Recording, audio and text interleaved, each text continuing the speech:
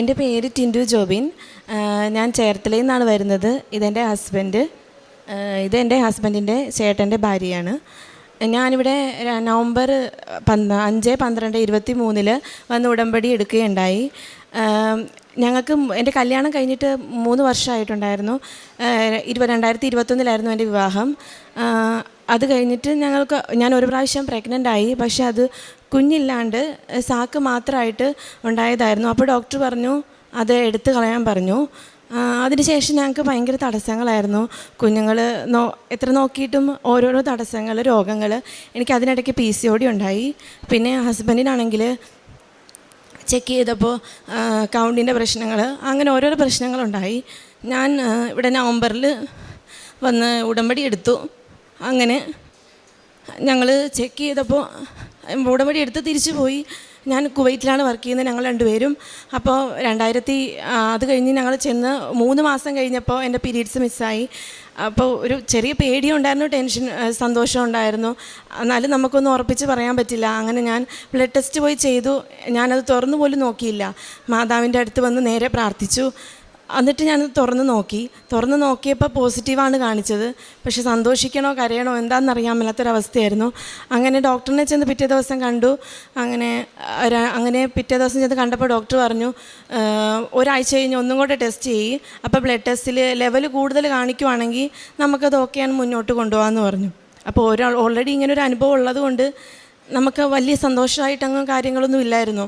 അങ്ങനെ ഒരാഴ്ച കഴിഞ്ഞ് ചെക്ക് ചെയ്തു. അപ്പോൾ നമുക്ക് ലെവൽ കൂടുതൽ തന്നെ കാണിച്ചു. അങ്ങനെ പ്രഗ്നൻസി മുന്നോട്ട് പോയി. ഫസ്റ്റ് സ്കാനിങ്ങിന് ഡേറ്റ് തന്നപ്പോഴാണ് ഞങ്ങൾക്ക് ഒട്ടും വിശ്വസിക്കാൻ പറ്റാതെ 2 ഇരട്ട കുട്ടികളാണെന്നുള്ള സത്യം ഞങ്ങൾ അറിയണത്.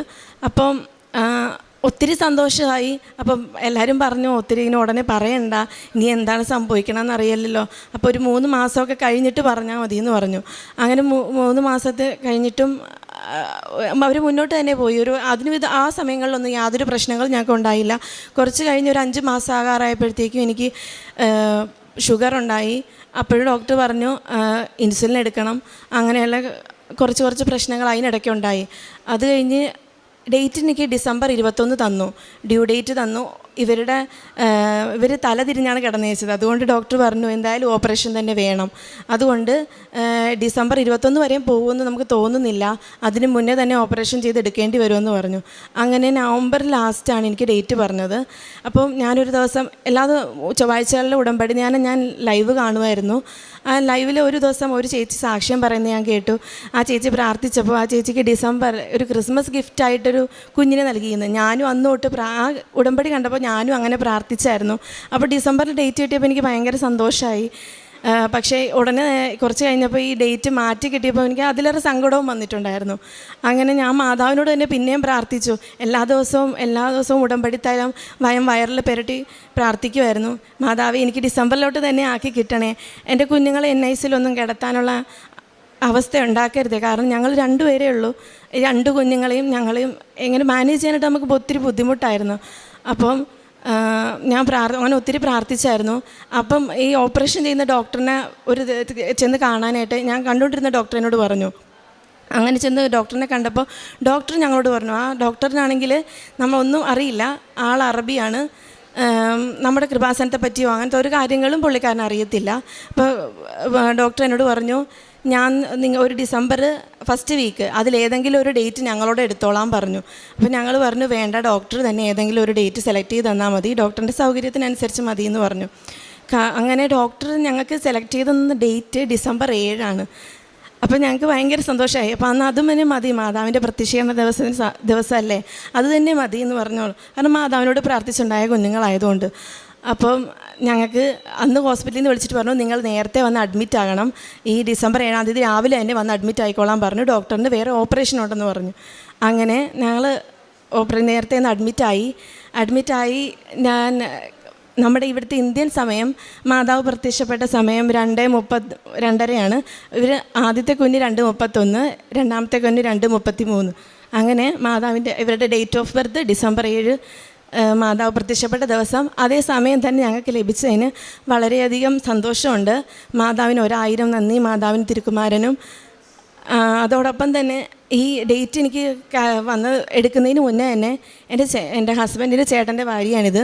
അപ്പോൾ ഹസ്ബൻഡിൻ്റെ ചേട്ടന് കല്യാണം ആലോചിക്കുന്നുണ്ടായിരുന്നു. 29 വയസ്സ് തൊട്ട് ഞങ്ങൾ കല്യാണം ആലോചിക്കുന്നതാണ്. അപ്പോൾ ആൾക്ക് ജോലിയുണ്ട്. പക്ഷേ എന്ത് ചെയ്തിട്ടും ഒരു കല്യാണത്തിലോട്ട് എത്തുന്നില്ലായിരുന്നു. നമുക്ക് കുറേ തടസ്സങ്ങളായിരുന്നു. അതെന്താണ് കാരണമെന്നും നമുക്കറിയില്ലായിരുന്നു. അപ്പം ഞാൻ എൻ്റെ ഉടമ്പടിയിൽ ഞാനതൊരു നിയോഗമായിട്ട് വെച്ചിട്ടുണ്ടായിരുന്നു. അങ്ങനെ ആളും പ്രാർത്ഥനയിലൊക്കെ എല്ലാ ദിവസവും പ്രാർത്ഥനയൊക്കെ ചൊല്ലുന്ന ഒരാളാണ്. അങ്ങനെ ഞാൻ പറഞ്ഞു ചേട്ടായിട്ട് പ്രാർത്ഥിക്കാനൊക്കെ പറഞ്ഞു, എല്ലാം ശരിയാവുമെന്ന് പറഞ്ഞു. അങ്ങനെ എനിക്ക് തന്നെ ഒരാളെ കണ്ടുപിടിച്ച് കൊടുക്കാനായിട്ട് സാധിച്ചു. ഈ കല്യാണം കൂടാൻ ഞങ്ങൾക്ക് സാധിക്കുമോ ഇല്ലെന്ന് അറിയില്ലായിരുന്നു. കാരണം ഞാൻ ഓൾറെഡി പ്രഗ്നൻ്റ് ആയിട്ടിരുന്നതുകൊണ്ട് ഇവിടെ വരാനായിട്ട് കല്യാണത്തിൻ്റെ സമയത്ത് സാധിക്കുമെന്ന് അറിയില്ലായിരുന്നു. അങ്ങനെ പക്ഷേ മാതാവിൻ്റെ എല്ലാ അനുഗ്രഹത്താലും ഞങ്ങൾക്ക് എൻ്റെ ഡെലിവറിയുടെ ഡേറ്റിന് ലീവ് കിട്ടി. ആ ലീവിന് തന്നെ ചേട്ടായുടെ കല്യാണം നടക്കുകയുണ്ടായി. അപ്പം എല്ലാം കൊണ്ടും ഞങ്ങൾക്ക് വളരെയധികം സന്തോഷമുണ്ട്. അമ്മയ്ക്കും തിരുക്കുമാരനും 1000 നന്ദി പറയുന്നു.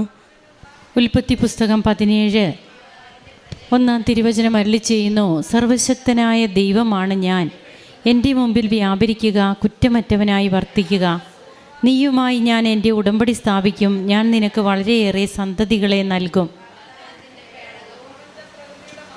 ടിൻറ്റു ജോബിൻ വളരെ വ്യക്തമായിട്ട് തന്നെ തങ്ങൾക്ക് കുഞ്ഞുങ്ങളില്ലാതിരുന്നതിൻ്റെയും പിന്നീട് താൻ കൺസീവ് ആകുന്നു, എന്നാൽ അത് ആ ഭ്രൂണത്തിൻ്റെ അവസ്ഥ എന്തായിരുന്നു എന്നും അത് ടെർമിനേറ്റ് ചെയ്യേണ്ടി വന്നതായും പിന്നീട് അങ്ങോട്ട് തങ്ങളുടെ ജീവിതത്തിൽ തങ്ങൾക്കൊരു കുഞ്ഞിനെ ലഭിക്കാതെ പോകുന്ന സാഹചര്യങ്ങളുമൊക്കെ ആയിട്ട് മുമ്പോട്ട് പോകുമ്പോൾ ഉടമ്പടി എടുത്ത് 3 വർഷമായിട്ടും കുഞ്ഞുങ്ങളില്ലാതിരുന്ന ദമ്പതികൾക്ക് നവംബറിൽ വന്ന് ഉടമ്പടി എടുക്കുന്നു.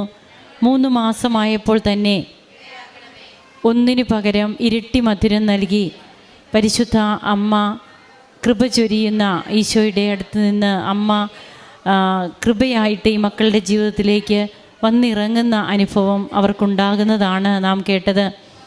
അങ്ങനെ കുട്ടികൾക്ക്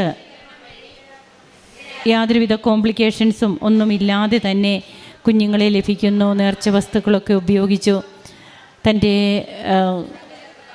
കുഞ്ഞുങ്ങൾ തങ്ങൾക്ക് ലഭിച്ചതും ആ ഡേറ്റ്, സമയം, ഇതെല്ലാം ഈ മാതാപിതാക്കൾ കണക്റ്റ് ചെയ്യുകയാണ്.